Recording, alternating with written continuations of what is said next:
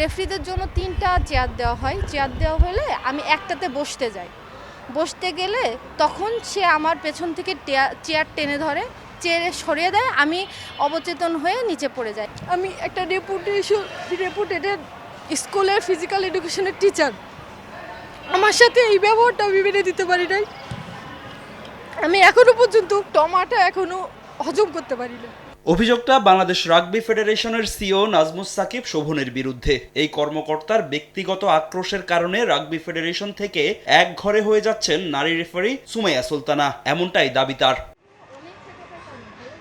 ঘটনার শুরু কিছুদিন আগে আয়োজিত হওয়া স্কুল রাগবি টুর্নামেন্ট থেকে। ভুক্তভোগী নারী রেফারির দাবি, টুর্নামেন্টের সময় একদিন দেরি করে আসায় তার উপর চড়াও হন রাগবি ফেডারেশনের সিও নাজমুস সাকিব। যদিও দেরি করে আসার বিষয়টি আগে থেকে কর্তৃপক্ষকে জানিয়েছিলেন তিনি। রাগবিতে রেফারিং এর পাশাপাশি একটি স্বনামধন্য স্কুলে শিক্ষকতা করেন সুমাইয়া সুলতানা, যার জন্য সেদিন দেরি হয় তার। কিন্তু কোনো কিছুতেই মানতে নারাজ সিও, উল্টো তার হেনস্থার শিকার নারী রেফারি। সে আমার পাশে গেছে, পাশে যে ধাক্কা মারার চেষ্টা করছে বডি দিয়ে, সে এভাবে ধাক্কা মারছে। অকথ্য ভাষায় গালিগালাজ করে, যে গালিগালাজগুলো আমি বলতে চাইও না।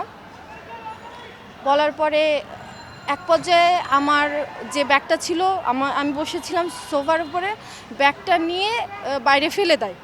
এবং আমি যখন বললাম আমাকে ফেলে দিতেন, তখন বলছে যে আপনি মেয়ে মানুষ না হলে আপনাকেও ফেলে দিতাম। যদিও মানসিক ও শারীরিকভাবে হেনস্থার অভিযোগ অস্বীকার করেন অভিযুক্ত সিও নাজমুস সাকিব, বরং সুমাইয়া সুলতানার বিরুদ্ধে নিয়ম ভাঙার পাল্টা অভিযোগ তার।